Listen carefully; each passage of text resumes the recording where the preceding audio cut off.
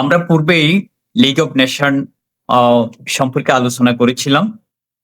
প্রথম বিশ্বযুদ্ধের শেষে বিশ্ব নেতৃবৃন্দ মনে করলেন পৃথিবীতে এমন একটি সংগঠন থাকা উচিত, যে সংগঠনটি পৃথিবীর জাতিসমূহকে শান্তির ডাকে ঐক্যবদ্ধ করবে,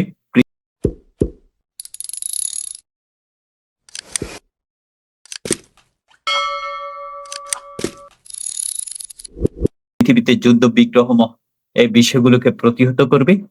সেই সংগঠনটি ১৯১৯ সালে প্রথম ভার্সাই চুক্তির মাধ্যমে প্রতিষ্ঠা হয়েছিল। ২০২০ সাল থেকে কার্যক্রম শুরু করে এর পরবর্তীতে ১৯৩৯ সালে ৭ই সেপ্টেম্বর যখন দ্বিতীয় বিশ্বযুদ্ধ শুরু হয়, তখন বিশ্ব নেতৃবৃন্দের কাছে লিগ অব নেশন প্রশ্নবিদ্ধ হয়ে পড়ে।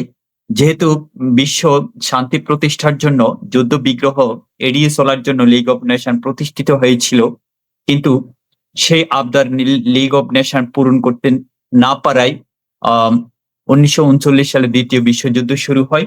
যদি সেটি পূরণ করতে পারত তাহলে দ্বিতীয় বিশ্বযুদ্ধ শুরু হতো না। ঠিক তখনই মূলত ১৯৩৯ সালে লিগ অব নেশন নিষ্ক্রিয় হয়ে পড়ে, তবে আনুষ্ঠানিকভাবে এটি বিলুপ্ত হয় ১৯৪৬ সালে। দ্বিতীয় বিশ্বযুদ্ধের শুরুতে বিশ্ব নেতৃবৃন্দ যখন একটি বিশ্ব সংগঠনের একটি বিশ্ব ভ্রাতৃত্বময় বন্ধনের অভাব বোধ করে, তখনই শুরু হয় জাতিসংঘ গঠন করার তোলপাড়। তারও পরিপ্রেক্ষিতে আমরা এখানে দেখতে পাচ্ছি, যেটা আমরা জানি, আগেও আলোচনা করেছি, প্রথম লন্ডন ঘোষণা, পৃথিবীর ৯টি প্রবাসী সরকার পৃথিবীতে শান্তি ও নিরাপত্তা প্রতিষ্ঠার লক্ষ্যে লন্ডনের জেমস প্রাসাদে যে ঘোষণা দেয় তাই লন্ডন ঘোষণা। এটি প্রতিষ্ঠার প্রথম পদক্ষেপ। জাতিসংঘ প্রতিষ্ঠার প্রথম পদক্ষেপ কোনটি তাহলে? লন্ডন ঘোষণা। এখানে ছোট্ট একটা বিষয়, যদি এটি ইম্পর্টেন্ট কিনা সেটা বলা মুশকিল, তবু আমি বলে রাখি, ৯টি দেশের প্রবাসী সরকার। এই ৯টি দেশের প্রবাসী সরকার বলতে এখানে কি বোঝাচ্ছে আসলে? যখন দ্বিতীয় বিশ্বযুদ্ধ চলছিল, ইউরোপের যুদ্ধযুক্ত দেশগুলো এবং তার পার্শ্ববর্তী তাদের সমর্থিত ছোট ছোট বেশ কিছু দেশ নিজেদের দেশে নিজেদের কার্যক্রম চালানোর মতো রাজনৈতিক সক্ষমতা মূলত আসলে ছিল না। অক্ষশক্তির আক্রমণে তারা যখন দিক বেদিক ছুটছিল, তখন নিজেদের দেশে নিজেদের সরকার পরিচালনা করার অক্ষমতা থেকে তারা লন্ডনে একত্রিত হয়ে সেখানে লন্ডনে প্রবাসী সরকার নামে এই কার্যক্রম চালায়, এবং সেখানেই জাতিসংঘ ঘোষণার প্রথম পদক্ষেপ হিসেবে লন্ডন ঘোষণা করা হয়। এটি জাতিসংঘের প্রথম পদক্ষেপ। এরপর আটলান্টিক সনদ। আটলান্টিক সনদ বেশ গুরুত্বপূর্ণ একটি চুক্তি। এটি মূলত আটলান্টিক মহাসাগরের উত্তর আটলান্টিক মহাসাগরের নিউ ফাউন্ডল্যান্ড দ্বীপের কাছাকাছি যুদ্ধজাহাজ প্রিন্স অফ ওয়েলসে অবস্থানকালে মার্কিন প্রেসিডেন্ট এবং ব্রিটিশ প্রেসিডেন্ট, পৃথিবীর দুই শীর্ষ দেশের দুজন শক্তিধর নেতা একত্রিত হয়ে এই আটলান্টিক ট্রিটি নামে বা আটলান্টিক চুক্তি নামে একটি চুক্তি স্বাক্ষর করে, যেটির উদ্দেশ্য ছিল জাতিসংঘ প্রতিষ্ঠা। এটি মূলত জাতিসংঘ প্রতিষ্ঠার অন্যতম চুক্তি। এরপরে তেহরান সম্মেলন, ইয়াল্টা সম্মেলন গেল। এরপরে সান ফ্রান্সিসকো সম্মেলন, এটি বেশ গুরুত্বপূর্ণ। এটি আমরা আগেই এটার বিস্তারিত মোটামুটি বেশ আলোচনা করেছি গত ক্লাসে। এখানে ছোট ছোট তথ্যগুলো আমরা অল্প বিস্তর দেখে রাখতে পারি, যেগুলো আমাদের হয়তো মনে থাকার ক্ষেত্রে বারবার দেখলে হয়তো মনে থাকবে ভালো, এবং এই বিষয়গুলো বেশ ইম্পর্টেন্ট। ফ্রাঙ্কলিন ডি রুজভেল্ট জাতিসংঘের নামকরণ করেন। ফ্রাঙ্কলিন ডি রুজভেল্ট হচ্ছেন মার্কিন প্রেসিডেন্ট। জাতিসংঘের সদস্যকালীন প্রতিষ্ঠাকালীন সদস্য ৫১টি। সান ফ্রান্সিসকো সম্মেলনে উপস্থিত ছিলেন ৫০টি। পোল্যান্ড পরে উপস্থিত থেকেও কেন প্রতিষ্ঠাকালীন সদস্য সেটা আলোচনা করেছিলাম আমরা পূর্বে। সেটি হচ্ছে পোল্যান্ড কার্যক্রম শুরু করার আগেই স্বাক্ষরটা করে ফেলেছিল, এই জন্যই তারা প্রাতিষ্ঠানিক সদস্য হিসেবে মর্যাদা লাভ করে। যাই হোক, ১৯৪৫ সালে ২৪ অক্টোবর জাতিসংঘ কার্যক্রম শুরু করে হিসেবে ২৪ অক্টোবরকে তাদের জাতিসংঘ দিবস হিসেবে ঘোষণা করা হয়। জাতিসংঘের সদর দপ্তর মূলত দুইটি, ইউরোপীয় সদর দপ্তর জেনেভায় এবং মূল সদর দপ্তর হচ্ছে নিউ ইয়র্ক। এটি আমরা মনে রাখবো। মূলত জাতিসংঘের কার্যকর ভাষা হচ্ছে ইংরেজি এবং ফরাসি। এছাড়াও জাতিসংঘের ৬টি অফিসিয়াল ভাষা হিসেবে এগুলো সম্মানসূচক ভাষা হিসেবে মূলত রেখেছে ৬টি: ইংরেজি, ফরাসি, চীনা, রুশ, স্প্যানিশ এবং আরবি। মূলত কার্যকর ভাষা হচ্ছে ইংরেজি এবং ফরাসি। জাতিসংঘের সদস্য নয় তাইওয়ান, ভ্যাটিকান সিটি, কসোভো, ফিলিস্তিন। এই ৪টি দেশগুলো জাতিসংঘের সদস্য দেশ নয়। এই ৪টি দেশের মধ্যে তাইওয়ান ১৯৭১ সালে চীনের কাছে নিজেদের স্বাধীনতা হারিয়ে ফেলছে। তার মানে তাইওয়ান একটি স্বায়ত্তশাসিত দেশ, কিন্তু এটি চীনের অধিভুক্ত রাষ্ট্র, অধিভুক্ত একটি অঞ্চল। ভ্যাটিকান সিটি, কসোভো ২টি স্বাধীন দেশ, কিন্তু জাতিসংঘের সদস্য নয়। আর ফিলিস্তিনের বিষয় তো আমরা সবাই জানি, ফিলিস্তিন নিয়ে পৃথিবী জুড়ে আলোচনা চলছে। জাতিসংঘের বর্তমান সদস্য ১৯৩টি। এগুলো মোটামুটি সবার কমন জিনিস, সবার জানা। তারপর জাতিসংঘের গুরুত্বপূর্ণ সংস্থাগুলো মোট ৬টি সংস্থা। সাধারণ পরিষদ, আমরা এই বিষয়গুলো মোটামুটি আলোচনা করেছি এর পূর্বে। নিরাপত্তা পরিষদ, অর্থনৈতিক ও সামাজিক পরিষদ, তারপরে আন্তর্জাতিক আদালত, একটা আন্তর্জাতিক ক্রিমিনাল আদালত, ক্রিমিনাল কোর্ট আর একটা আন্তর্জাতিক ক্রিমিনাল কোর্ট একটি স্বায়ত্তশাসিত সংগঠন, সেটি জাতিসংঘের সঙ্গে তার কোনো সম্পর্ক নেই। সেটি প্রতিষ্ঠার সিদ্ধান্ত হয় ১৯৯৯ সালে। ২০০০ সালে মোটামুটি প্রতিষ্ঠা হয় এবং ২০০২ সালে তার কার্যক্রম শুরু করে, যেটি আন্তর্জাতিক অপরাধ আদালত। সেটা আমরা সম্ভবত পরে পাবো। জাতিসংঘের সচিবালয় বলতে জাতিসংঘের মহাসচিব যেই অফিস করেন এবং যেখানে তার অধীনস্থ নির্বাহী কর্মকর্তা কর্মচারীগণ অবস্থান করেন, সেটি জাতিসংঘের সচিবালয়। আর জাতিসংঘের মহাসচিব বৃন্দ, আমরা জানি জাতিসংঘের মহাসচিব বৃন্দ, গত ক্লাসে এ বিষয়ে বিস্তারিত আলোচনা করার সুযোগ হয়নি। আজকে আমরা জাতিসংঘের মহাসচিব সম্পর্কে একটু আলোচনা করি।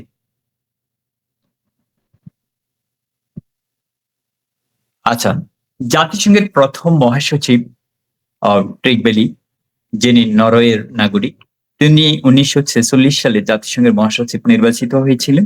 ১৯৫২ খ্রিস্টাব্দে তিনি মহাসচিব পদ থেকে পদত্যাগ করেন। এখানে যেটা মনে রাখার সেটা হচ্ছে দুটি বিষয়। জাতিসংঘের মহাসচিব, প্রথম মহাসচিব কে? ট্রিক বেলি। তিনি কোন দেশের নাগরিক ছিলেন? নরওয়ের নাগরিক। শেষ। এটি মোটামুটি এই দুটি ইম্পর্টেন্ট।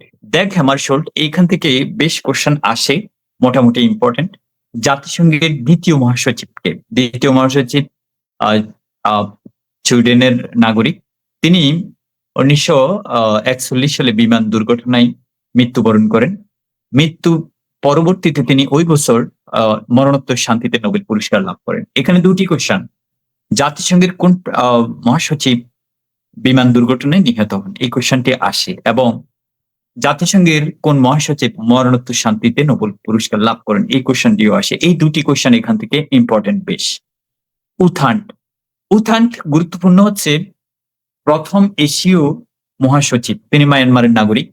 তার চেয়ে বেশি গুরুত্বপূর্ণ হচ্ছে স্বাধীন বাংলাদেশের মহান মুক্তিযুদ্ধ যখন চলে ১৯৭১ সালে, সেই ৭১ সালে যুদ্ধ চলাকালীন সময়ে যিনি মহাসচিব ছিলেন তিনি হচ্ছেন উথান্ট, বাংলাদেশের একজন প্রতিবেশী দেশের নাগরিক।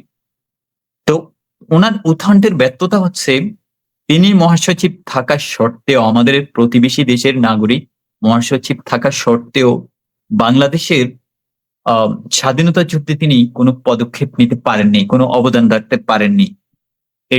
এটা তার ইতিহাসে, বাংলাদেশের স্বাধীনতার ইতিহাসে উথান্ট একজন ব্যর্থ মহাসচিব হিসেবে আমাদের কাছে পরিগণিত। এজন্যই তার নামটা এখানে মনে রাখার বিষয়। কুর্ট ওয়াল্ডহেইম, জাতিসংঘের অস্ট্রিয়ান মহাসচিব। কুর্ট ওয়াল্ডহেইম ছিলেন জাতিসংঘের ৪র্থ মহাসচিব। তিনি ১৯৭২ থেকে ৮১ খ্রিস্টাব্দ মেয়াদে জাতিসংঘের মহাসচিব ছিলেন। পরবর্তীতে ১৯৮৬ খ্রিস্টাব্দে অস্ট্রিয়ার প্রেসিডেন্ট নির্বাচিত হন। এখানে একটি বিষয় মনে রাখার মতো, একটি বিষয়, জাতিসংঘের কোন মহাসচিব পরবর্তীতে তার দেশের প্রেসিডেন্ট নির্বাচিত হন এবং তিনি কোন দেশের নাগরিক? কুর্ট ওয়াল্ডহেইম অস্ট্রিয়ার নাগরিক এবং তিনি পরবর্তীতে জাতিসংঘের দায়িত্ব শেষে তিনি অস্ট্রিয়ার প্রেসিডেন্ট নির্বাচিত হন। প্যারেস দা কুয়েলার, জাতিসংঘের জাভিয়ার প্যারেস দা কুয়েলার, জাতিসংঘের দক্ষিণ আমেরিকান একমাত্র মহাসচিব, দক্ষিণ আমেরিকার।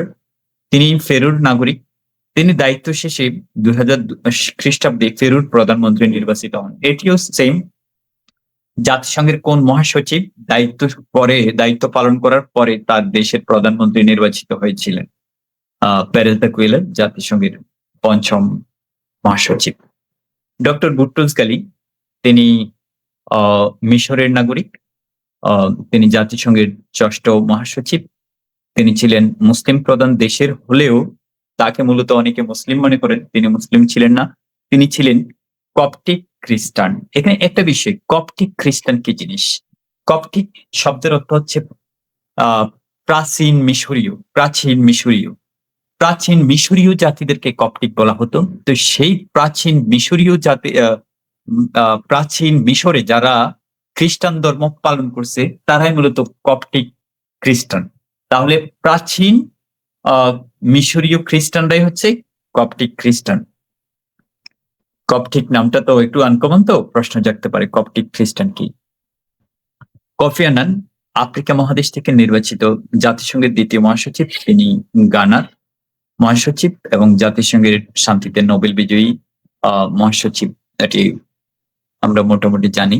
এরপরে আসি বান কি মুন, ২০০৭ থেকে ২০১৬ পর্যন্ত ৮ম মহাসচিব হিসেবে দায়িত্ব পালন করেছেন। তিনি দক্ষিণ কোরিয়ার নাগরিক।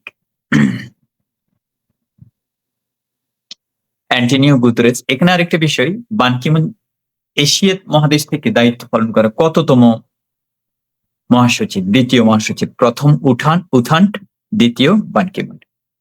যিনি বর্তমানে দায়িত্ব পালন করছেন তিনি পর্তুগালের সাবেক প্রধানমন্ত্রী, সাবেক রাজনীতিবিদ অ্যান্টোনিও গুতেরেস।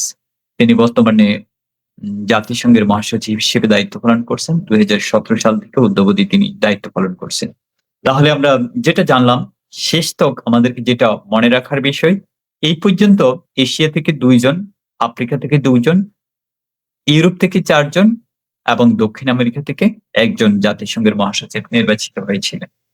এগুলো নৈর্ব্যক্তিক অবজেক্টিভে ছোটখাটো প্রশ্ন হিসেবে হয়তো চলে আসতে পারে, কোন মহাদেশ থেকে কতজন, এটা আমরা চেষ্টা করবো মনে রাখতে।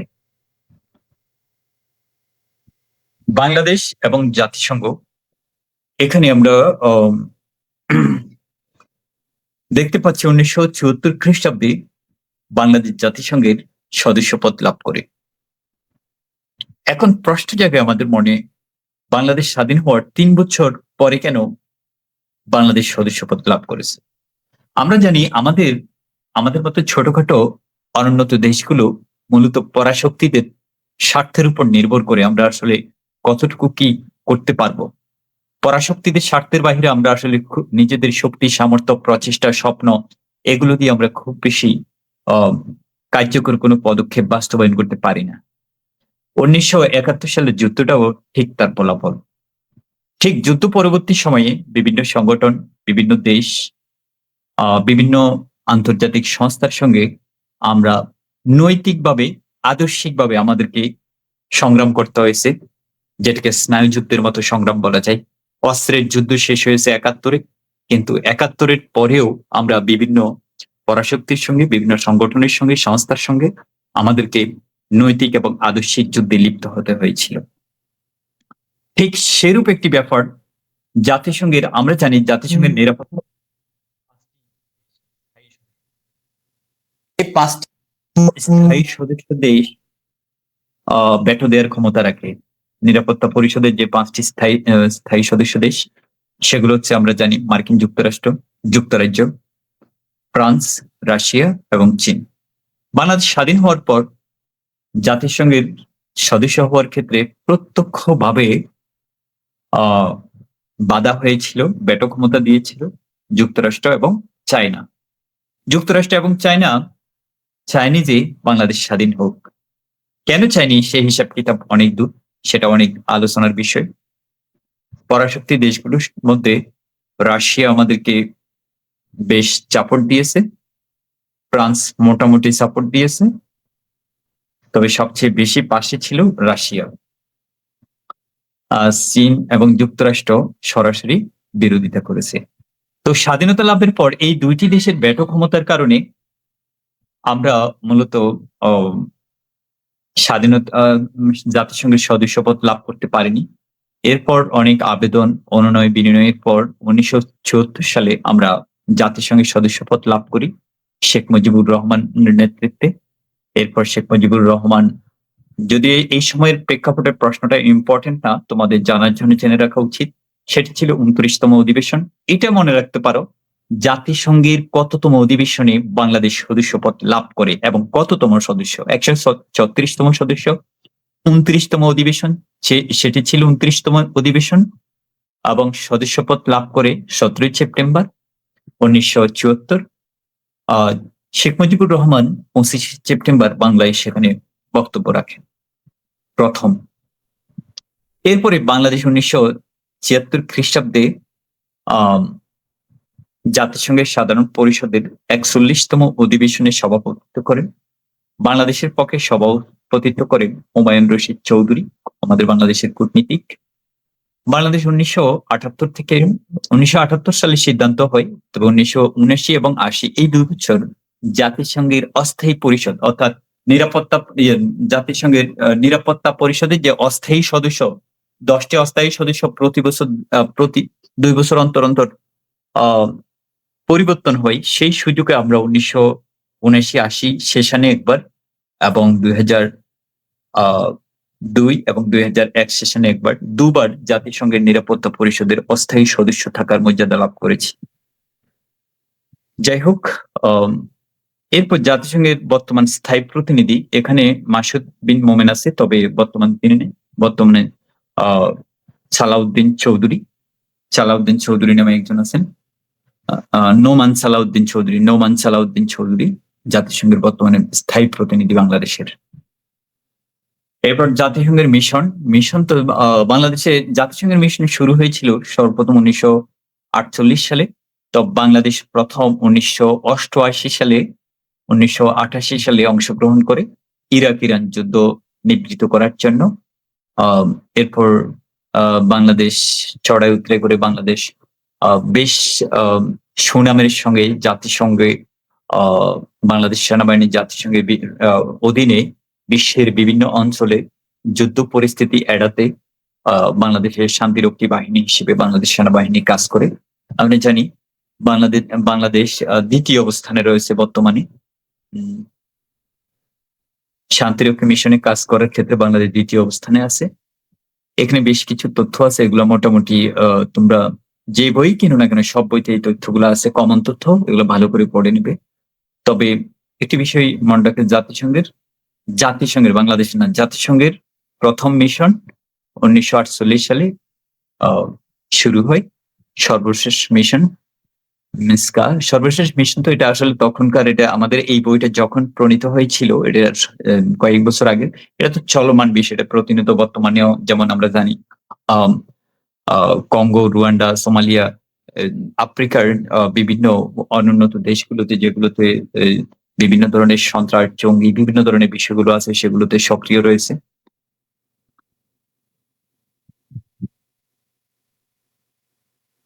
জাতিসংঘ ঘোষিত বিভিন্ন দর্শক সমূহ, এগুলো মোটামুটি আমরা নিজেদের মতো করে পড়ে নিতে পারবো, এগুলো আলোচনার বিষয় নেই। হ্যালোইন জাপানের একটি ধর্মীয় উৎসব, এটি মনে রাখার জন্য ঠিক আছে। হ্যালোইন জাপানের একটি ধর্মীয় উৎসব। ৮ মার্চকে আন্তর্জাতিক নারী দিবস পালনের প্রস্তাব করেন ক্লারা জেটকিন। শিকাগো শহরের শ্রমিক আন্দোলনের ঘটনাকে কেন্দ্র করে প্রতি বছর ১ মে শ্রমিক দিবস পালিত হয়। ১৮৯০ খ্রিস্টাব্দ থেকে বিশ্বব্যাপী মে দিবস পালিত হয়ে আসছে। তবে মে দিবস পালনের সিদ্ধান্ত হয় ১৮৮৯ সালে। ৯০ সাল থেকে এটি পালিত হয়ে আসছে। আর শিকাগো শহরের শ্রমিক আন্দোলনের ঘটনাকে কেন্দ্র করে এটি মূলত শুরু হয়। ৭ ডিসেম্বর ২০২০ খ্রিস্টাব্দে জাতিসংঘের সাধারণ পরিষদের ২৭ ডিসেম্বরকে আন্তর্জাতিক মহামারী প্রস্তুতি দিবস ঘোষণা করে। যাই হোক, ওটা তত বেশি ইম্পর্টেন্ট না। জাতিসংঘ প্রতীকটা আমরা একটু দেখি। জাতিসংঘের পতাকায় আছে নীলের উপর সাদা রঙের জাতিসংঘের প্রতীক। প্রতীকের বর্ণনাটাও ক্ষুদ্র পরিসরে আছে, আমরা একটু দেখি। জাতিসংঘের প্রতীকের মাঝখানে পৃথিবীর মানচিত্র, আমরা পাশের যে চিত্র সেটিতে দেখতে পাচ্ছি। জাতিসংঘের প্রতীকের মাঝখানে পৃথিবীর মানচিত্র, দুপাশে দুটি জলপাই গাছের শাখা। জলপাই গাছের জলপাই গাছ মূলত শান্তির প্রতীক। আর জাতিসংঘ যেহেতু বিশ্ব শান্তি প্রতিষ্ঠার লক্ষ্যে প্রতিষ্ঠিত, সেই জন্য জাতিসংঘ প্রতীকে জলপাই গাছের আহ ঢালকে বা পাতাকে গুরুত্বের সঙ্গে দেখা হয়েছে। এখানে জাতিসংঘের অধীনস্থ যেগুলো জাতিসংঘকে অভিভাবকত্ব মেনে জাতিসংঘের পরামর্শক্রমে কাজ করে বিশ্বের ১৫টি আন্তর্জাতিক সংস্থা। এখানে ইম্পর্টেন্ট সংস্থাগুলো আমরা একটু আলোচনা করতে চেষ্টা করব। খাদ্য ও কৃষি সংস্থা ১৯৪৫ সালে প্রতিষ্ঠিত হয়েছিল ১৬ই অক্টোবর। এজন্য ১৬ই অক্টোবর ১৯৪৫ সালে এটি প্রতিষ্ঠিত হয়েছিল বলেই ১৬ই অক্টোবরকে বিশ্ব খাদ্য দিবস বলা হয়। বিশ্ব খাদ্য দিবস কবে? ১৬ই অক্টোবর। কেন? এটার প্রেক্ষাপট হচ্ছে ওই যে ফুড অ্যান্ড এগ্রিকালচারাল অর্গানাইজেশন, খাদ্য ও কৃষি সংস্থা ১৯৪৫ সালের ১৬ই অক্টোবর প্রতিষ্ঠিত হয়েছিল। এজন্য ১৬ অক্টোবরকে বিশ্ব খাদ্য দিবস ঘোষণা করেছে। এর সদর দপ্তর রোমে, ইতালির রোমে, সদস্য সংখ্যা ১৯৭। আন্তর্জাতিক বেসামরিক বিমান চলাচল সংস্থা ইন্টারন্যাশনাল সিভিল এভিয়েশন অর্গানাইজেশন, এটি ১৯৪৪ সালে প্রতিষ্ঠিত হয়। পৃথিবীতে যত বিমান সংগঠনগুলো আছে, বেসামরিক বিমান সংস্থা বলতে দেশের সাধারণ যেই বিমান সংস্থাগুলো, এগুলোই সামরিকের বাহিরে যা আছে তাই বেসামরিক। তো এই আন্তর্জাতিক এই বিভিন্ন সংস্থাগুলো এটা তো নির্দিষ্ট নিয়ম কানুন, পৃথিবীর বিমানগুলো তো একটা নির্দিষ্ট রুলের মাধ্যমে পরিচালিত হতে হবে। এই রুল অর্থাৎ এই কর্তৃত্ব বা এই নেতৃত্ব প্রদান করে কে? এই সংগঠনটি। এই সংগঠনটি পৃথিবীর সকল বিমানের রুট, বিমানের সময় সবকিছু পর্যালোচনা করে বিভিন্ন দেশের জন্য নিয়ম নীতি প্রণয়ন করে, বিভিন্ন অঞ্চলের জন্য নিয়ম নীতি প্রণয়ন করে এই সংগঠন। এর সদস্য ১৯৩, সদর দপ্তর মন্ট্রিল, কানাডা। বাংলাদেশ এর সদস্যপদ লাভ করে ১৯৭৩ সালে। যাই হোক, এরপরে আরো অনেকগুলো সংগঠন দেখতে পাচ্ছি। এরপর আইএলও সম্পর্কে আইএলও বেশ ইম্পর্টেন্ট সংগঠন। জাতিসংঘের অধিভুক্ত যে সংগঠনগুলো আছে, এটার মধ্যে সবচেয়ে পুরাতন সংগঠন হচ্ছে আইএলও, ইন্টারন্যাশনাল লেবার অর্গানাইজেশন। সবচেয়ে পুরাতন সংগঠন। এটি ১৯১৯ সালে প্রতিষ্ঠিত হয়। ১৯৬৯ সালে শ্রমিকদের জীবনমান উন্নতকরণ, সামাজিক ন্যায় বিচার, শ্রমিকদের প্রতি সামাজিক ন্যায় বিচার প্রতিষ্ঠা এবং শ্রমিকদের জীবনমান উন্নয়নে কাজ করার জন্য এটি ১৯৬৯ সালে শান্তিতে নোবেল পুরস্কার পায়। বর্তমান সদস্য দেশ ১৮৭টি। জাতিসংঘের সদস্য নয়, কিন্তু আইএলওর সদস্য দেশ হচ্ছে এমন একটি দেশ, কুক আইল্যান্ড। একটু মনে রাখতে চেষ্টা করুন, জাতিসংঘের সদস্য নয় কিন্তু আইএলওর সদস্য একমাত্র দেশ, সেটি কোনটি? Cook island. Cook island. এখন কুক আইল্যান্ড নামটি একটু নতুন। এটির অবস্থান হচ্ছে, এটি নিউজিল্যান্ডের পার্শ্ববর্তী একটি ১৫-২০টি দ্বীপ নিয়ে একটি গঠিত দ্বীপাঞ্চল, একটি দ্বীপপুঞ্জ কুক আইল্যান্ড। নিউজিল্যান্ডের উত্তর পূর্ব কর্নারে এটি অবস্থিত। নিউজিল্যান্ডের উত্তর পূর্ব কর্নারে। তো এটি মূলত স্বায়ত্তশাসিত একটি দেশ। এর নিজস্ব সরকার আছে, সংসদ আছে, নিজস্ব বিচার ব্যবস্থা আছে, নিজেদের অভ্যন্তরীণ সকল কিছু নিজেরা পরিচালনা করে। শুধুমাত্র আন্তর্জাতিক সম্পর্কগুলো মেইনটেইন করার ক্ষেত্রে তারা নিউজিল্যান্ডের উপর নির্ভরশীল। তার মানে এটি নিউজিল্যান্ডের অধিভুক্ত একটি স্বায়ত্তশাসিত অঞ্চল কুক আইল্যান্ড। এখানে প্রশ্ন আসতে পারে দুইটি। এক, কুক আইল্যান্ড কোথায় অবস্থিত? প্রশ্নটা দুভাবে আসতে পারে। আনসারটা দুভাবে হতে পারে। এক, নিউজিল্যান্ডে অবস্থিত, আর সেভাবে যদি না হয় প্রশান্ত মহাসাগরীয় অঞ্চলে অবস্থিত। আর জাতিসংঘের সদস্য নেই কিন্তু আইএলওর সদস্য। কোন দেশ? Cook island. যাই হোক, আন্তর্জাতিক মুদ্রা তহবিল আমরা পূর্বেই আলোচনা করেছিলাম। ১৯৪৪ সালে এটি ব্রেটন উডস সম্মেলনের মাধ্যমে প্রতিষ্ঠিত হয়েছিল। ব্রেটন উডস সম্মেলন, ব্রেটন উডস সংগঠন কয়টি বা ব্রেটন উডস প্রতিষ্ঠান কয়টি? গত ক্লাসে আলোচনা করছিলাম। ব্রেটন উডস প্রতিষ্ঠান হচ্ছে ৩টি। ২ আইএমএফ, ৩ আহ গ্যাট গ্যাট বলতে general agreement treaty on trade, যেটি ওয়ার্ল্ড ট্রেড অর্গানাইজেশন, আমাদের বিশ্ব বাণিজ্য সংস্থা বর্তমানে যেটি আছে, এর পূর্বরূপ বা পূর্ব সংগঠন, পূর্বসরী যে সংগঠন, সেটি মূলত গ্যাট, GATT, general agreement treaty on trade. এই গ্যাট, তাহলে গ্যাট, IMF এবং বিশ্ব ব্যাংক, এই তিনটি হচ্ছে মূলত ব্রেটন উডস সম্মেলনের প্রতিষ্ঠান বা ব্রেটন উডস প্রতিষ্ঠান, এই তিনটিকে বলা হয়। যাই হোক, 1945 সালে IMF, ইন্টারন্যাশনাল মনিটারি ফান্ড, শুরু করেছিল। 47 খ্রিস্টাব্দের 1 মার্চ থেকে IMF তার অর্থনৈতিক কার্যক্রম শুরু করে। IMF থেকে অর্থ ধার নেওয়া প্রথম দেশ হচ্ছে ফ্রান্স। IMF এর সদর দপ্তর ওয়াশিংটন ডিসিতে।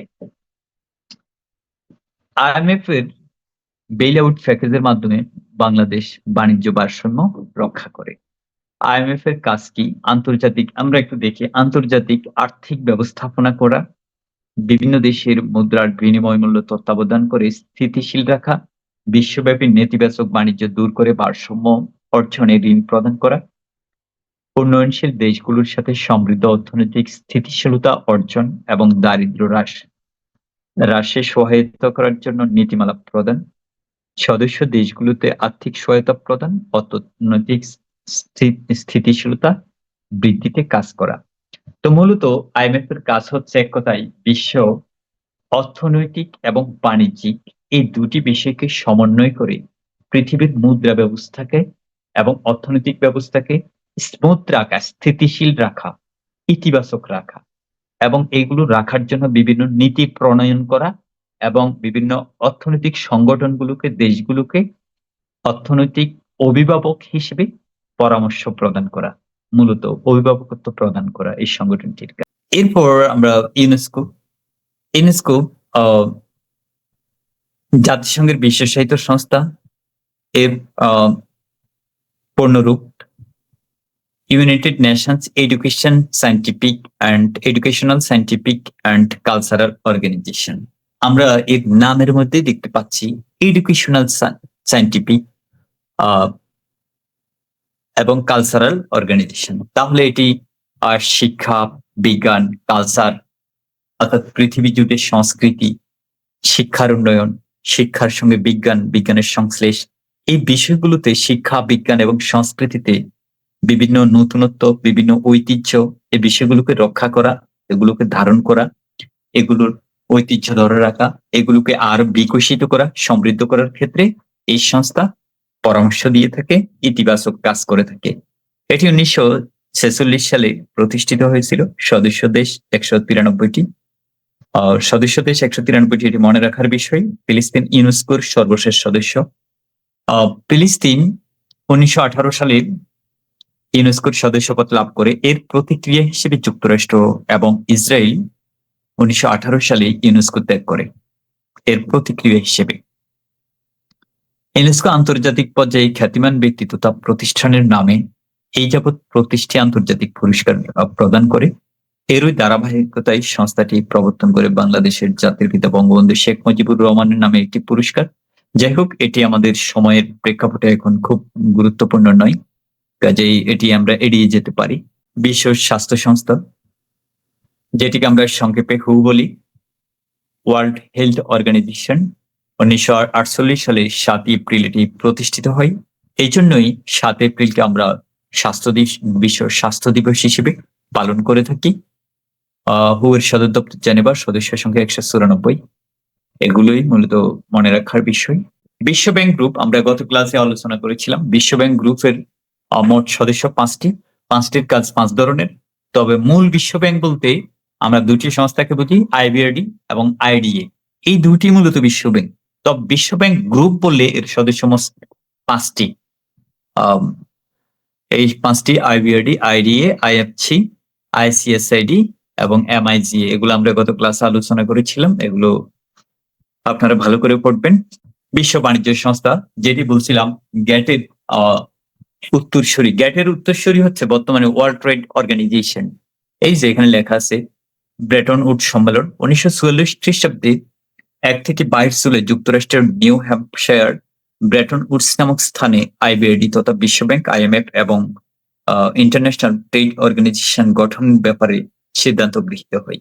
এই সিদ্ধান্ত অনুযায়ী 1944 খ্রিস্টাব্দে গঠিত হয় আইবিএডি বা ওয়ার্ল্ড ব্যাংক, যা 1946 খ্রিস্টাব্দে শুরু হয়। 1940 খ্রিস্টাব্দে আইএমএফ প্রতিষ্ঠিত হয়, যা 1945 সালে আনুষ্ঠানিকভাবে যাত্রা করে। আইবিএডি এবং আইএমএফ প্রতিষ্ঠিত হলেও আইটিও ইন্টারন্যাশনাল ট্রেড অর্গানাইজেশনের পরিবর্তে 1948 খ্রিস্টাব্দের জানুয়ারি 1 তারিখ গ্যাট তথা general agreement on tariffs and trade নামে একটি সংগঠন চালু হয়। এই সংগঠনটির কাজ হচ্ছে পৃথিবীর এক দেশের সঙ্গে অন্য দেশের বাণিজ্য ব্যবস্থায় ট্যারিফ অর্থাৎ শুল্ক ব্যবস্থা নেতৃত্ব দেওয়া, শুল্কের ব্যালেন্স বা ভারসাম্য রক্ষা করা এবং বাণিজ্য বিষয়ে অভিভাবক হিসেবে কাজ করা, বাণিজ্য নিয়ন্ত্রণ করা, এই বিষয়গুলো মূলত গ্যাটের কাজ ছিল। তো পৃথিবী যত বিকশিত হয়েছিল সেখানে ব্যবসা বাণিজ্য আর্থিক ব্যবস্থা সবচেয়ে বেশি ভূমিকা রাখে। কাজেই 1945 সালে যে গ্যাট হয়েছিল,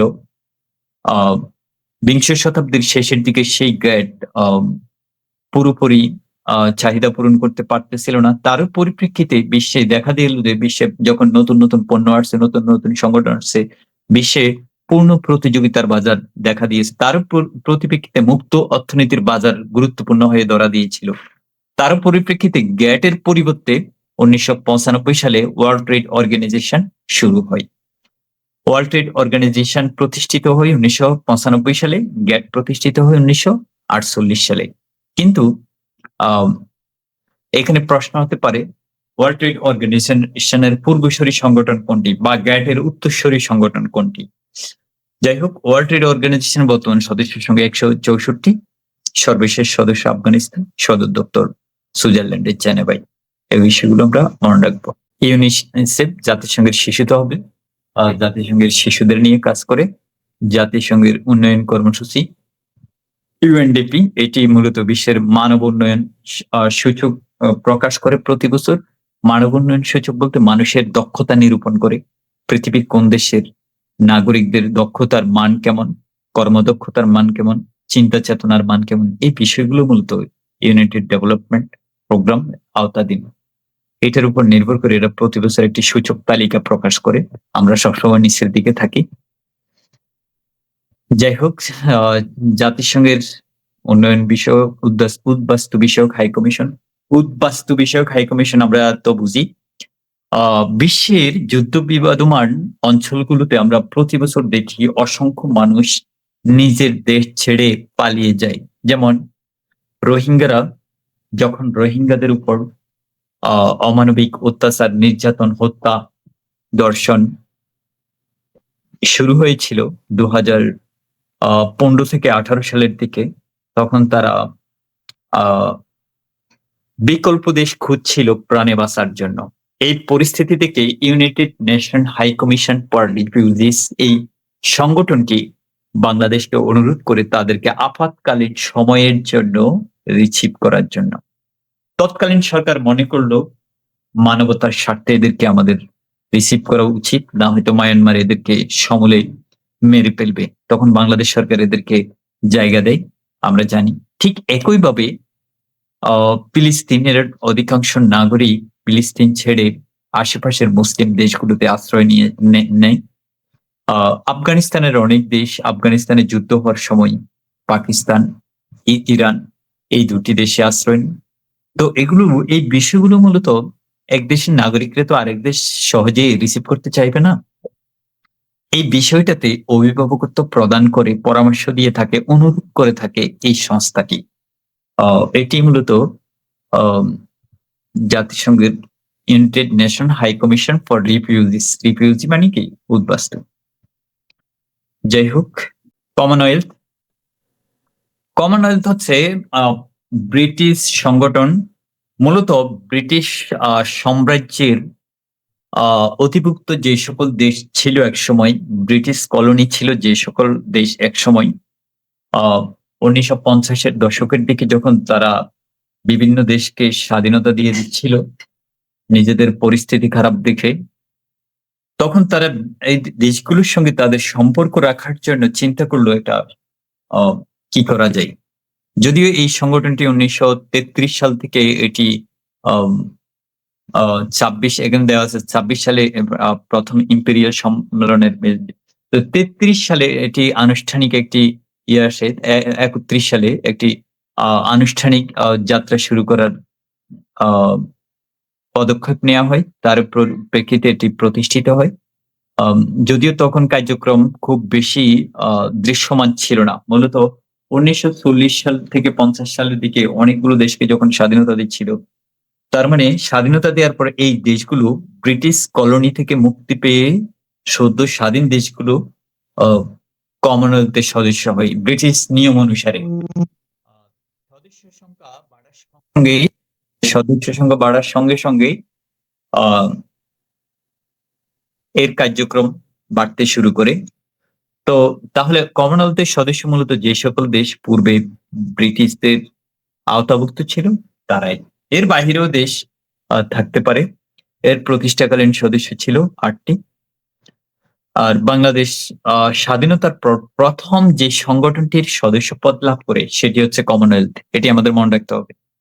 বাংলাদেশ স্বাধীনতার পর ১ম কমনওয়েলথের সদস্যপদ লাভ করে। বাংলাদেশ কমনওয়েলথের ৩২ তম সদস্য এবং এটি ১৯৭২ সালে সদস্য লাভ করে। জোট নিরপেক্ষ আন্দোলনের কথা আমরা বলছিলাম। জোট নিরপেক্ষ আন্দোলন খুব সংক্ষেপে আমি বলি। গত ক্লাসে বিস্তারিত বলছিলাম নন অ্যালাইনড মুভমেন্ট। জোট নিরপেক্ষ আন্দোলন পৃথিবীতে ২য় বিশ্বযুদ্ধের পর ১ম আমরা যখন দেখা দিল যে পৃথিবীতে শক্তি প্রদর্শনকে কেন্দ্র করে পৃথিবীর পরাশক্তিগুলো দুভাগে ভাগ হয়ে গিয়েছিল। তখন মধ্য অবস্থানের দেশগুলো, গরিব দেশগুলো, অনুন্নত দেশগুলো, উন্নয়নশীল দেশগুলো চিন্তা করলো আমরা যদি এই পক্ষে যাই এরা খারাপ জানবে, এই পক্ষে গেলে এরা খারাপ জানবে। আমরা আবার এককভাবে যদি আবার কোন দেশকে গুরুত্ব না দিই তাও এক বিপদ। আমরা সংঘবদ্ধ হয়ে একটু নিরপেক্ষ থাকি সংঘবদ্ধভাবে। সংঘবদ্ধভাবে নিরপেক্ষ থাকবো আমরা আ রাশিয়ার সার্কেলকেও সাপোর্ট দেব না, আমরা মার্কিন যুক্তরাষ্ট্র সার্কেলকেও সাপোর্ট দেব না। আমরা এদের যাবতীয় বিষয়ের ক্ষেত্রে নিরপেক্ষ থাকতে চেষ্টা করব। এটাই হচ্ছে মূলত জোট নিরপেক্ষ আন্দোলন। আ এটির নেতৃত্বে ১ম ৫ জন বিশ্ব নেতা জোসেফ মার্শাল টিটো যুগোস্লাভিয়ার তৎকালীন প্রেসিডেন্ট। যুগোস্লাভিয়া এখন নেই। যুগোস্লাভিয়া ভেঙে অনেকগুলো রাষ্ট্র হয়েছে। জামাল আব্দেল নাসির মিশর, জওহরলাল নেহরু ভারত, ডক্টর আহমেদ সুকর্ণ ইন্দোনেশিয়া এবং কওমি নক্রুমা গানা। এই ৫ জন বিশ্ব নেতা একত্রিত হয়ে ন্যাম গঠন করেছিল। আমরা জানি আ ইসলামী সম্মেলন আ আ সহযোগিতা সংস্থা, ইসলামী সহযোগিতা সংস্থা ওআইসি। ওআইসি আমরা জানি ১৯৬৯ সালে যখন ইসরায়েলি বাহিনী মুসলিমদের পবিত্র স্থান আল আকসা মসজিদ আক্রমণ করে তার পরিপ্রেক্ষিতে মুসলিম বিশ্ব নেতাদের উদ্বেগ প্রকাশ করে এবং তাদের উদ্যোগেই তৈরি হয় প্রতিষ্ঠিত হয় ওআইসি এবং ওআইসি প্যালেস্টাইন রক্ষার জন্য প্যালেস্টাইনের মুসলিম সম্পত্তি রক্ষার জন্য প্রতিষ্ঠিত হলেও মূলত এটি এত বছর পরেও কিছু করতে পারেনি। সেটা মোটামুটি আমরা দেখতে পাচ্ছি। যাই হোক, ওআইসির অর্থনৈতিক সংগঠন আইডিবি, ইসলামিক ডেভেলপমেন্ট ব্যাংক, তারপরে OPEC, Organization of the Petroleum Exporting Countries, অর্থাৎ জ্বালানি তেল রপ্তানিকারী দেশগুলোর সংগঠন ওপেক। যে সকল দেশ জ্বালানি তেল অর্থাৎ খনিজ তেল, বিভিন্ন ধরনের জ্বালানি তেল তোমার এবং তেল গ্যাস রপ্তানি করে তাদের সংগঠন ওপেক। ইউরোপিয়ান ইউনিয়ন পৃথিবীর বিভিন্ন অর্থনৈতিক জোট বলি আর আঞ্চলিক জোট বলি সেগুলোর মধ্যে একটি অতি গুরুত্বপূর্ণ একটি হলো ইইউ। ইইউ ছিল আগে ইউরোপিয়ান কমিশন, সংক্ষেপে ছিল ইসি। এটি ১৯৫৭ সালে প্রতিষ্ঠিত হয়েছিল রোম চুক্তির মাধ্যমে। ১৯৫৭ সালে রোম চুক্তির মাধ্যমে ইউরোপিয়ান কমিশন প্রতিষ্ঠিত হয়েছিল। ১৯৯২ সালে আ ইসি আ ম্যাস্ট্রিক্ট চুক্তির মাধ্যমে নেদারল্যান্ডের ম্যাস্ট্রিক্ট শহরে চুক্তি হয় ইসি ইউরোপিয়ান কমিশনে রূপান্তর হবে। তারও পরিপ্রেক্ষিতে আম আ এটি ইউরোপিয়ান কমিশন অর্থাৎ ইইউতে রূপান্তর হয়। তো এর রূপান্তরের পরিপ্রেক্ষিতে আম ইউরোপ অঞ্চলে বিভিন্ন অর্থনৈতিক, বাণিজ্যিক বিভিন্ন ক্ষেত্রে তাদের একটি চেঞ্জ আসে। তো সেই চেঞ্জ অনুসারে তারা চালু করে ইউরো মুদ্রা। ইউরো মুদ্রা ১৯৯৯ সালে চালু হলেও একক মুদ্রা হিসেবে চালু হলেও চালু হয়। তবে একক মুদ্রা হিসেবে এটি ২০০২ সালে কার্যকরীভাবে বিভিন্ন দেশে চলমান হয়। তবে ইউরোপিয়ান ইউনিয়নের সকল দেশ কিন্তু ইউরোকে নিজেদের মুদ্রা হিসেবে গ্রহণ করেনি। যেমন যুক্তরাজ্যে ইউরো মুদ্রা প্রচলিত নেই, সেখানে পাউন্ড স্টার্লিং প্রচলিত। এই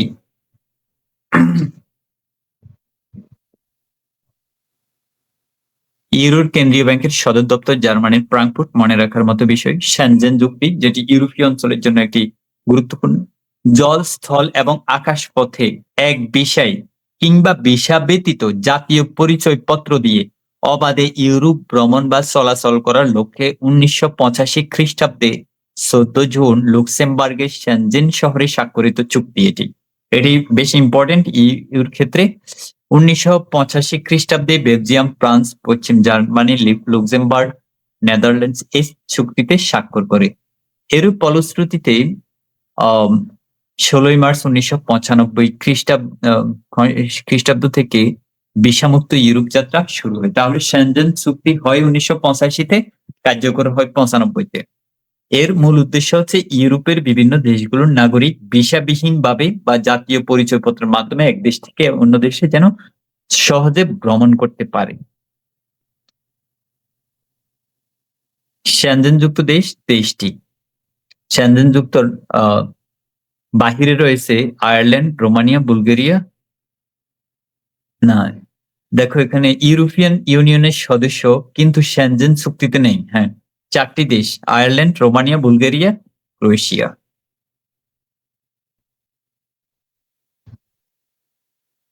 যাই হোক, সার্ক বর্তমান প্রেক্ষাপটে বেশ গুরুত্বপূর্ণ একটা সংগঠন। সার্ক সম্পর্কে তোমরা বিস্তারিত পড়বা, এখান থেকে খুঁটিনাটি বিস্তারিত পড়বা। South Asian association for regional cooperation, দক্ষিণ এশিয়ার আঞ্চলিক সহযোগিতার সংস্থা এটি। প্রতিষ্ঠাকাল ১৯৮৫ সাল। এটি মূলত বাংলাদেশের, যদিও ৮৫ সালে এটি প্রতিষ্ঠিত হয়েছিল, এটির উদ্যোগ আরো আগেই নেওয়া হয়েছে এবং এটি প্রতিষ্ঠার ব্যাপারে প্রথম কাজ করেছিলেন জিয়াউর রহমান। বর্তমান রাজনৈতিক প্রেক্ষাপটে এটি গুরুত্ব বহন করে। তোমরা এটি একটু পুঙ্খানুপুঙ্খ পড়তে চেষ্টা করবে। এটির সর্বশেষ সদস্য আফগানিস্তান, বর্তমান সদস্য দেশ ৮টি। সার্কের সচিবালয় নেপালের কাঠমান্ডুতে। সার্কের প্রথম মহাসচিব আবুল আহসান বাংলাদেশের নাগরিক ছিলেন।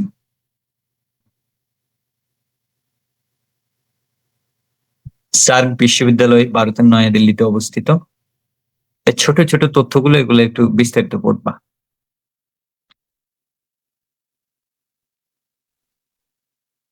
ASEAN, south east Asian nation, বাংলাদেশের পার্শ্ববর্তী দেশগুলোকে নিয়ে, দক্ষিণ এশিয়ার ৮টি দেশ নিয়ে যেমন সার্ক, ঠিক তেমন দক্ষিণ পূর্ব এশিয়ার দেশগুলোকে নিয়ে ১০টি দেশকে নিয়ে প্রতিষ্ঠিত হয়েছিল আসিয়ান। এটিও তাদের আঞ্চলিক অর্থনৈতিক সহযোগিতার জন্য প্রতিষ্ঠিত হয়েছিল। বাংলাদেশের পূর্বে মায়ানমার থেকে শুরু করে, আমরা ভূগোল দেখলে, ম্যাপ দেখলে বুঝতে পারবো, মায়ানমার থেকে শুরু করে পূর্বের তার পার্শ্ববর্তী ১০টি দেশ এর সদস্য। এই সদর দপ্তর ইন্দোনেশিয়ার জাকার্তায়।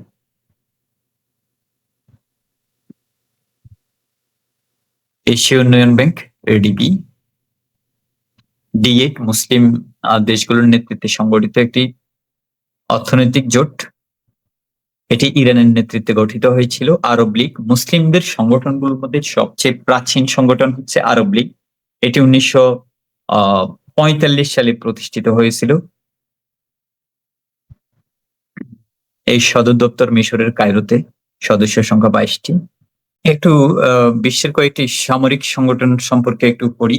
ANZUS, Australia, New Zealand, United States Defence Pact. এটি হচ্ছে একটি সামরিক সংগঠন। অস্ট্রেলিয়া এবং দক্ষিণ দিকের প্যাসিফিক অঞ্চলের স্বাধীনতার সার্বভৌমত্ব, শান্তি, শৃঙ্খলা, নিরাপত্তার জন্য আনজুস প্রতিষ্ঠিত হয়েছিল ১৯৫১ সালে। ন্যাটোর অনুরূপ একটা সংগঠন। আসলে ওই দেশগুলোর খুব বেশি আন্তর্জাতিক রাজনীতিতে পাওয়ার না থাকার কারণে আনজুস আলোচনায় নেই, যেটা ন্যাটোকে নিয়ে আসে। ন্যাটো আমরা জানি north Atlantic treaty organization. North Atlantic বলতে এটি উত্তর আটলান্টিক মহাসাগরের আশেপাশের দেশগুলো নিয়ে এটি গঠিত। এই জন্য নর্থ আটলান্টিকের নাম। এর লক্ষ্য হচ্ছে মূলত বিভিন্ন তার সদস্য দেশগুলোকে বিভিন্ন যুদ্ধ থেকে মুক্ত রাখা, আন্তর্জাতিক বিভিন্ন দেশের বিভিন্ন পরাশক্তির আক্রমণ থেকে নিজেদের নিরাপত্তা নিশ্চিত করার জন্য ন্যাটো প্রতিষ্ঠিত হয়েছিল। যদিও তাদের উদ্দেশ্য বাস্তবে আমরা দেখতে পাই ন্যাটো পৃথিবীতে এক ধরনের মাস্তানি করে চলছে। ন্যাটো যেমন আমরা দেখছি ন্যাটো বিভিন্নভাবে ইসরায়েলকে সহযোগিতা করে। ন্যাটোর কারণে রাশিয়ার সঙ্গে ইউক্রেন যুদ্ধ এতটুকু হয়েছে, প্রলম্বিত হয়েছে। তো ন্যাটো শান্তির জন্য আসলে একটি সামরিক সংগঠন হিসেবে মূলত অনেকগুলো যুদ্ধ যেমন নিবৃত করেছে, তেমনি অনেকগুলো যুদ্ধের ক্ষেত্রে তারা সক্রিয় হিসেবে কাজ করেছে, অনুঘটক হিসেবে ভূমিকা রেখেছে। ন্যাটোর সদস্য ৩০টি, সবগুলোই উত্তর আমেরিকা এবং ইউরোপের পার্শ্ববর্তী। একমাত্র মুসলিম দেশ তুরস্ক ন্যাটোভুক্ত। এর সদর দপ্তর বেলজিয়ামের ব্রাসেলসে।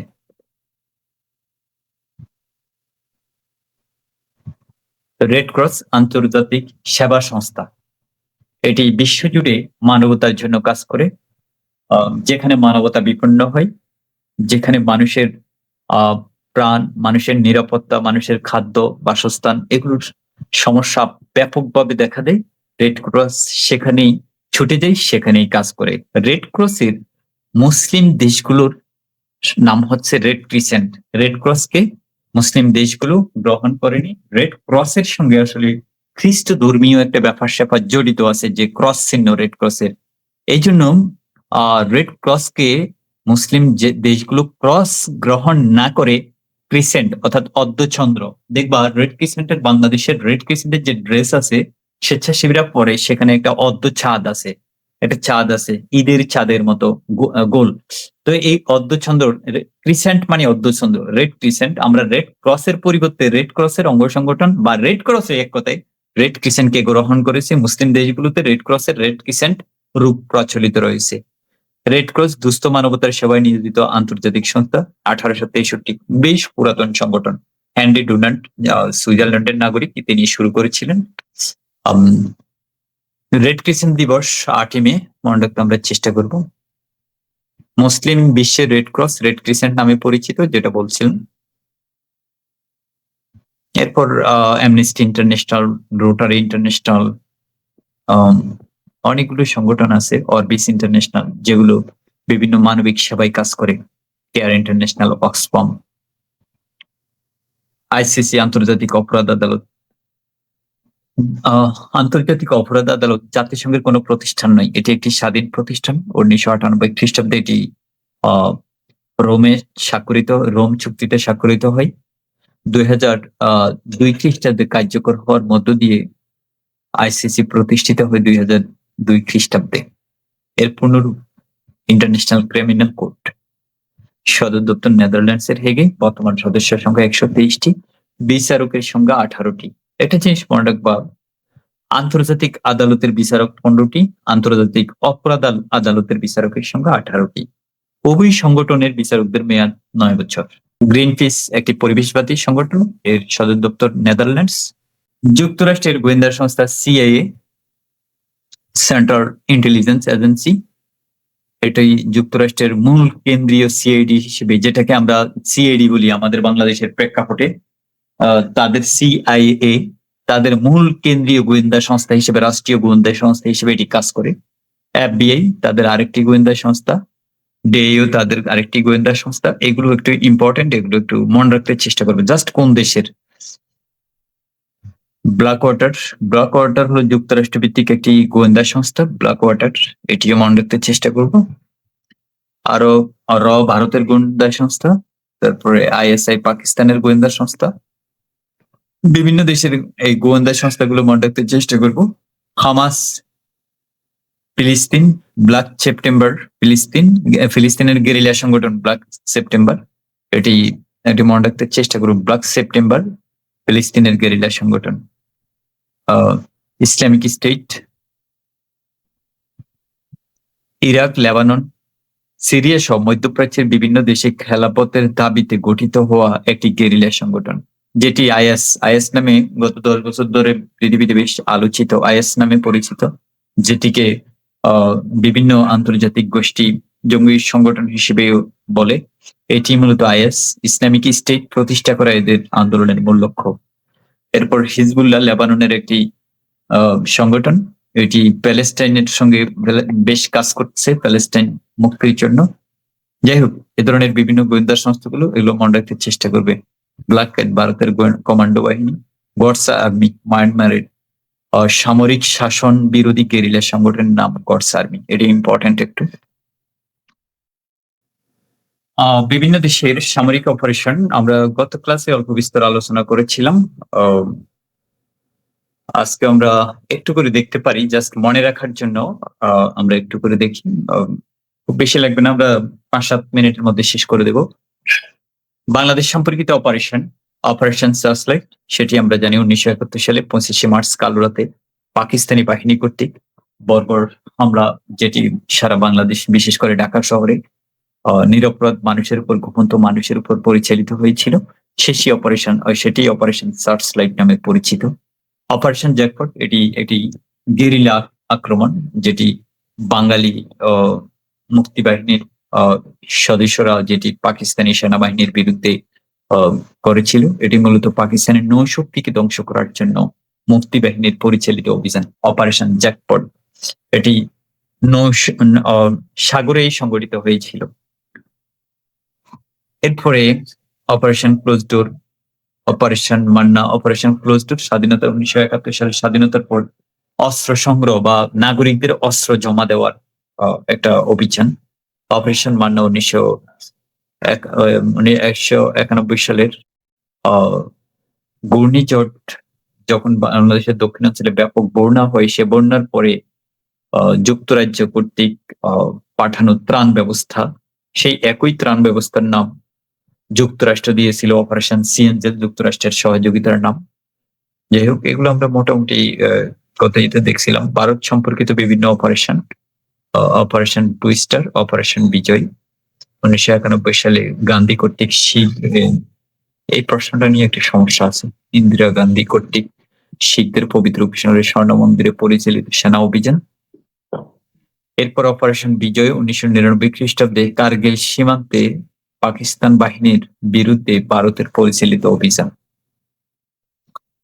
ইরাক সম্পর্কিত অপারেশন, এগুলো ইম্পর্টেন্ট। অপারেশন ডেজার্ট স্টর্ম 1991 খ্রিস্টাব্দে বহুজাতিক বাহিনী অর্থাৎ ইঙ্গো-মার্কিন বাহিনী কর্তৃক ইরাকের বিরুদ্ধে পরিচালিত অভিযান। এটি প্রথম উপসাগরীয় যুদ্ধ নামেও পরিচিত। অপারেশন ডেজার্ট ফক্স, এটি যুক্তরাষ্ট্র এবং ব্রিটেনের সমন্বিত বাহিনী একদা ইঙ্গো-মার্কিন বাহিনী কর্তৃক ইরাকের বিরুদ্ধে পরিচালিত অভিযান। এরপর আফগানিস্তান সম্পর্কিত অপারেশন আনাকোন্ডা, আফগানিস্তান দুর্গম পাহাড়ি অঞ্চলে তালেবান এবং আল কায়েদাকে পরাজিত করার জন্য 2001 খ্রিস্টাব্দে যুক্তরাষ্ট্র কর্তৃক পরিচালিত অভিযান। অপারেশন এন্ডুরিং ফ্রিডম 2001 খ্রিস্টাব্দে আফগানিস্তানে ইঙ্গো মার্কিন বাহিনী কর্তৃক পরিচালিত অভিযান। তৎকালীন সময়ের জন্য এগুলো খুব বেশি গুরুত্বপূর্ণ।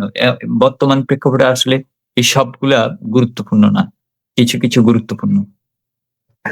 অপারেশন জেরি নেমো, এটি ইম্পর্টেন্ট আছে এখনো, যদি এটা এখানে দাগানো নেই, এটি এখনো ইম্পর্টেন্ট আছে। এই অপারেশনের মাধ্যমে মূলত পাকিস্তানের অ্যাবোটাবাদ থেকে লাদেনকে হত্যা করা হয়েছিল এই অপারেশনের মাধ্যমে। এটি মোটামুটি ইম্পর্টেন্ট। বিভিন্ন স্থানের নামকরণ আমরা এগুলো মোটামুটি আলোচনা করেছিলাম গত ক্লাসে। একটু মনোযোগ দিয়ে শুনুন। পড়ার বিষয়টাই হবে এমন যে একটা বই বা একটা টপিক সম্পর্কে আপনারা বিস্তারিত পড়বেন, একটা টপিক সম্পর্কে বিস্তারিত পড়বেন। বিস্তারিত পড়ার পর সেখান থেকে যেটা আপনার কাছে ইম্পর্টেন্ট মনে হবে, সেই ইম্পর্টেন্ট বিষয়টি, ইম্পর্টেন্ট প্রশ্নটি দাগ দিয়ে রাখবেন। পরবর্তীতে আপনি যখন রিভাইজ দিবেন বা পরীক্ষার আগে স্বল্প সময়ে যখন রিভাইজ দিবেন শুধুমাত্র দাগানোটা পড়ে যাবেন দ্রুত। যদি পুরো বই পড়ে রিভাইজ দিয়ে পুরো বই পড়ে যদি দাগ দিতে না পারেন, ইম্পোর্টেন্ট গুলো বাছাই করতে না পারেন, আলাদা করতে না পারেন, তাহলে কিন্তু পরীক্ষার সময় আপনি শেষ করতে পারবেন না বা রিভাইজ করতে পারবেন না। পুরো বই তো আপনি রিভাইজ করা সম্ভব না। পুরো বই থেকে যেগুলো ইম্পোর্টেন্ট শুধুমাত্র সেগুলোই দাগ দিয়ে রাখবেন যাতে পরীক্ষার আগে খুব স্বল্প সময়ে রিভাইজ দেওয়া যায়। এই কাজটি বেশ গুরুত্বপূর্ণ। যেকোনো বই, এটা যেকোনো বিষয়ের ক্ষেত্রে যেকোনো বই, পুরো বইটা পড়বেন। পুরো বই থেকে অন্তত পুরো বইয়ের 50% তথ্যকে আপনি গুরুত্বপূর্ণ তথ্য হিসেবে আলাদা করে ফেলবেন, দাগ দিয়ে চিহ্নিত করে ফেলবেন। অন্তত 50 থেকে 60% তথ্যকে আপনি গুরুত্বপূর্ণ হিসেবে বিবেচনা করবেন। একটা বইয়ের যত তথ্য থাকে আরকি। সেগুলোকে বারবার রিভাইজ দিতে চেষ্টা করবেন। তাহলে দেখবেন আপনার রুটিনে মোটামুটি অনেক কিছু এসে গেছে। যাই হোক, তো আমাদের আ আমরা মূলত আজকের বিষয়গুলো গত ক্লাসে যেটা আলোচনা হয়েছিল সেগুলো আরেকবার আমরা আরেকটু গভীরভাবে আলোচনা করতে চেষ্টা করেছি। আমরা পরবর্তী ক্লাসে আমরা নতুন টপিক নিয়ে আসবো। আপনারা ভালো থাকবেন। আর মাঝে মধ্যে আপনাদের রেসপন্স প্রত্যাশা করি।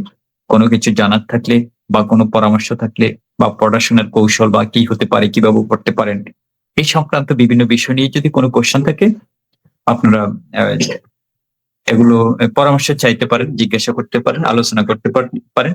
আপনাদের রেসপন্স থাকলে বা রেসপন্স পেলে আমার মনে হয় আমি পড়াতে আরেকটু স্বাচ্ছন্দ্য বোধ করব।